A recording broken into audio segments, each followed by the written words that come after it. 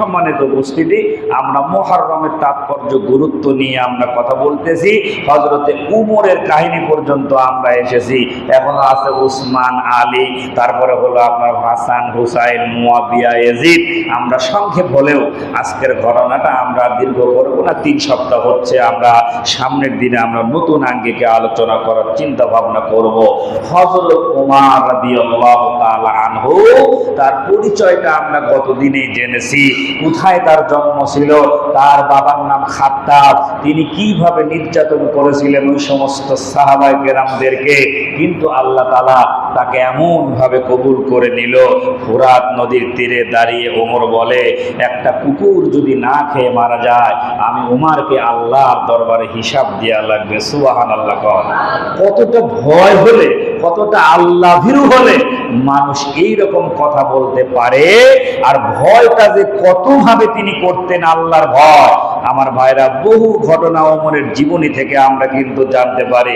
ওই যে একটা ঘটনা আপনাদের সবসময় আমরা বলে থাকি, আপনাদেরও জানা আছে, যে ওই যে একজন মহিলা বাহির কান্ট্রি থেকে এসে তিনি যখন আসলেন মদিনায়, আসার পরে এখন তিনি দেখতে পেলেন বাচ্চাদেরকে খাবার দিতে পারতেছে না, কি করবে, তার স্বামী শহীদ হয়ে গেছে।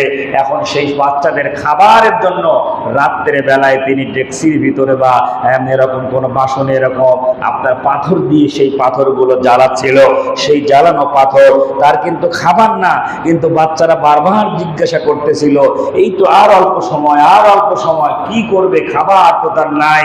কিন্তু ওমর রাদিয়াল্লাহু তাআলা আনহু, উনি খলিফার দায়িত্ব পালন করে রাত্রে বিচরণ করতেন, বিভিন্ন জায়গায় ঘোরাঘুরি করে তার প্রজাদের কি সমস্যাগুলো তিনি তার সমাধান করতেন, দেখতেন এরকম করে।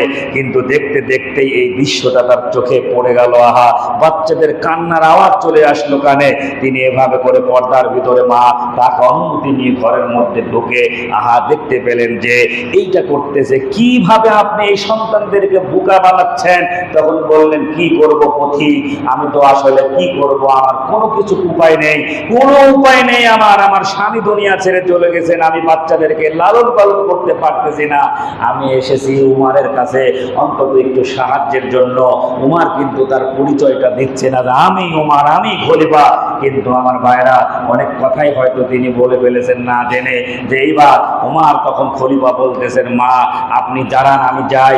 সঙ্গে সঙ্গে তিনি চলে গেলেন। যাওয়ার পরে আসলামকে বললেন, খাদ্যের দায়িত্ব ছিলেন, বাইতুল মালের দায়িত্ব ছিলেন, বলল ঘর খোলো, তাড়াতাড়ি করে ঘর খোলো। ঘর খোলার পরে তখন ওমর নিজে মাথায় করে সেই আটার বস্তা নিলেন, কিছু সবজি নিলেন, সেইটা নিয়ে তখন বুড়িমাকে বললেন, মা এটা আপনি তরকারি তৈরি করেন, বানান। আটা ছানার পরে রুটি বানাতে সাহায্য করলেন ওমর। আর সেই রুটিগুলা বানানো হলে ওই সবজি তরকারি দিয়ে বাচ্চাদের মুখে যখন খাওয়াচ্ছিলেন, ওমরের চোখে পানি এসে গেল। সেই সময় বুড়িমা বলতেছিল, বাবারে পথিক, তোমাকে তো চিনতে পারলাম না, তুমি যদি উমারের মতো, তুমি উমার যদি খলিফা না হয়ে তুমি যদি শহীদ, তুমি যদি খলিফা হতে, তাহলে আমাদের জন্য বড়ই উপকার হতো। উমার তখনও তার পরিচয়টা দিচ্ছে না। এ সম্পর্কে অনেক খারাপ কমেন্টসও হয়তো তিনি করেছেন উমারের সামনে। এইবার বাচ্চাদেরকে খাওয়ানো দাওয়ানো হলে তখন কিন্তু ওই ওমর রাদিয়াল্লাহু তাআলা আনহু বললেন, বুড়িমা আপনি আগামীকালকে অতটার সময়ে আপনি অমুক জায়গা যাবেন, আমি ওমরের মতো মানুষের সাথে আপনার দেখা করায় দেব, আপনি সেখানে যাবেন। ঠিক ওমর এই কথা বলে যখন চলে গেলেন, বুড়িমা পরের দিন এখন যে দেখে, যেই যুবক রাত্রে বেলায় নিজে মাথায় করে আটার বস্তা এনে যখন তার বাচ্চা কাচ্চাদের খাবারের ব্যবস্থা করেছিল, উনি তো ভয়ে আতঙ্কিত হয়ে গেল। কি বলেছি এই যুবকের সামনে, কি বলেছি এই মানুষটার সামনে, এই মানুষটাই যে হযরত ওমর, তা তো চিনতে পারে নাই। তখন বুড়িমাকে বললেন, সমস্যা নাই, আপনি না জেনে বলছেন, আপনি তো আসলে আমার জন্য আমাকে দেখলে বলতেন না, কিন্তু আমি আপনার কাছে আরেকটা জিনিস বলতে চাই। হযরত ওমর বাইতুল মাল থেকে তার জন্য আরো কিছু বরাদ্দ করে বুড়িমাকে তখন বলতে লাগলেন, বুড়িমা আমার হয়তো সেই সময় যাওয়া হয়নি, আমি খলিফা হিসাবে সেইভাবে দায়িত্ব পালন করতে পারিনি। কিয়ামতের ময়দানে আপনি আমাকে আসামির কাঠগড়ায় দাঁড় করাবেন না। জোরে বলেন আল্লাহু আকবার। এর নাম আল্লাহর ভয়। বেশি ঘটনা শোনা লাগে না, বেশি জিনিস জানা লাগে না, তার ভিতর থেকে আপনি কিছু জিনিস জেনে নিজেকে তৈরি করুন। আল্লাহর সামনে আপনাকে উমারের মতো, আমাকেও উমারের মতো ওইভাবেই দাঁড়াতে হবে। তিনি কতটা ভয় পেয়েছেন, আর সেই ভয়ের কারণে আল্লাহ পাক কিন্তু তার সম্মান আর ইজ্জত কিন্তু দান করেছেন। বলেন না সুবহানাল্লাহ। বন্ধুগণ আমার লক্ষ্য করুন, আল্লাহর নবী তখন জীবিত ছিলেন। তিনি সামনে সাতওয়াক্ত তাহাজ্জুদের সময় আল্লাহর নবীজি সর্বপ্রথম আবু বকর সিদ্দিক বিন কুহাতার বাড়ির কাছে তিনি দাঁড়ালেন। তার ঘরের পাশে দাঁড়ায় আল্লাহর নবীজি তিনি শুনতে পেলেন আবু বকর আস্তে আস্তে করে তেলাওয়াত করে তিনি তাহাজ্জুদের সালাত আদায় করতেছেন। নবীজি তখন হাত তুলে দোয়া করতে লাগলেন, আল্লাহ আবু বকর এবং তার পরিবারের উপরে তুমি রহমত নাজিল করিও। সুবহানাল্লাহ।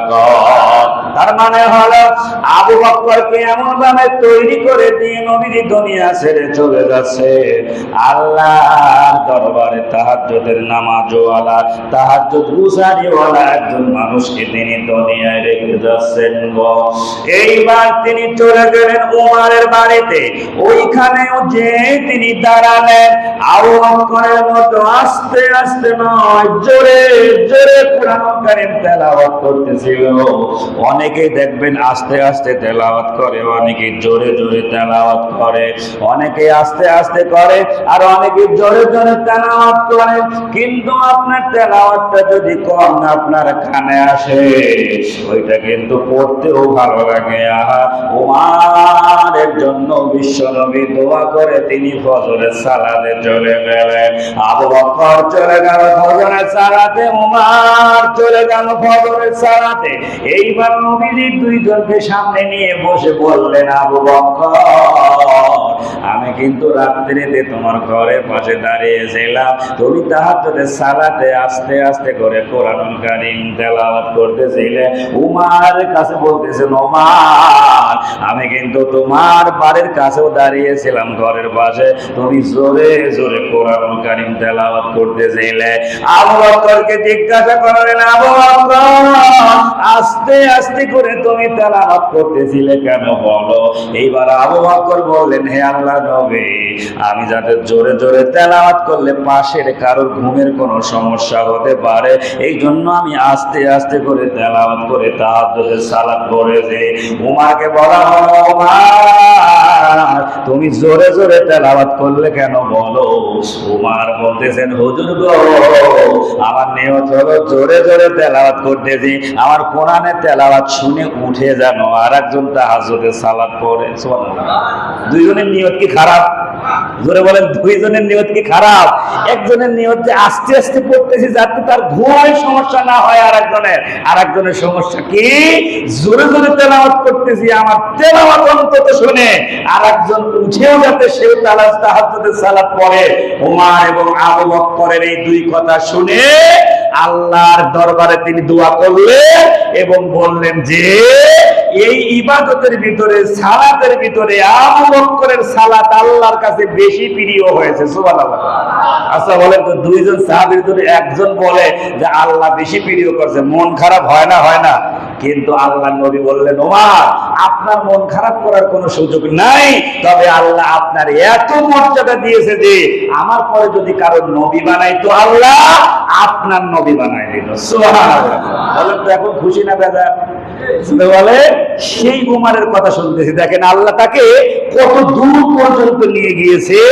আমার ভাইরা, উমারের সাথে আল্লাহ তাআলার কানেকশনটা কেমন ছিল একটু আমরা এই ঘটনা থেকে খেয়াল করি, যে উমারের কথার সাথে আল্লাহ তাআলা এই কথার সাথে একত্বতা ঘোষণা করে আল্লাহ তাআলা কুরআনুল কারীমের আয়াত নাজিল করে দিয়েছে। সুবহানাল্লাহ। আমরা যারা এখানে বসেছি আমাদের নামে কি কারো সূরা আছে? এই কথা বল না, 114টা সূরা গুনি দেখেন তো আপনার আমার নামে কারোর আছে নাকি? কারোর নামে কোনো সূরা নাই, কারোর নামে কোনো বক্তব্য নাই, কেউ কারোর কথায় আল্লাহ তার কথায় সূরা, বক্তব্য, আয়াত নাজিল করেছে এমনটাও নাই। কিন্তু আমাদের নামে দুই সাইডে মামলা তো আছে। কথা কয় না করে এইটা মাশাআল্লাহ আমার আছে, কোনো টেনশন নেবেন না। যে উমার আল্লাহ তাআলা কত দূর তাকে নিয়ে গেলেন খেলেন। এক নাম্বার খেয়াল করেন যে উমারকে সম্মান দিলেন কিভাবে আল্লাহ। ওয়াত্তাখাযাল্লাহু ইব্রাহিমা মুসাল্লা। হযরত উমর রাদিয়াল্লাহু তাআলা আনহু মুসলমানদেরকে রাসূল সাল্লাল্লাহু আলাইহি ওয়াসাল্লামের সাথে হজ করতে দেখে তিনি বললেন, হে আল্লাহর রাসূল, যদি আমরা মাকাম ইব্রাহিমকে নামাজের স্থান হিসাবে গ্রহণ করতাম।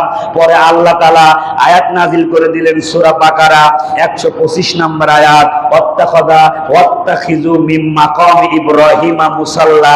তোমরা ইব্রাহিমের দাঁড়ানোর জায়গাটাকে নামাজের জায়গা হিসাবে গ্রহণ করো। সুবহানাল্লাহ। বলেন যে কথাটা মনে মনে কে বলতেছিলেন? উমর। জোরে বলেন কে বলতেছিলেন?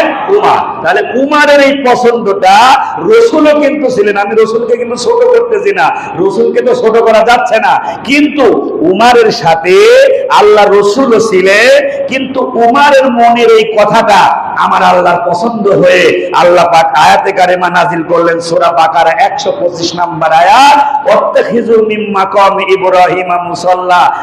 সেটা কি তোমরা ইব্রাহিমের দাঁড়ানোর জায়গাটাকে নামাজের জায়গা হিসাবে গ্রহণ করো। সুবহানাল্লাহ।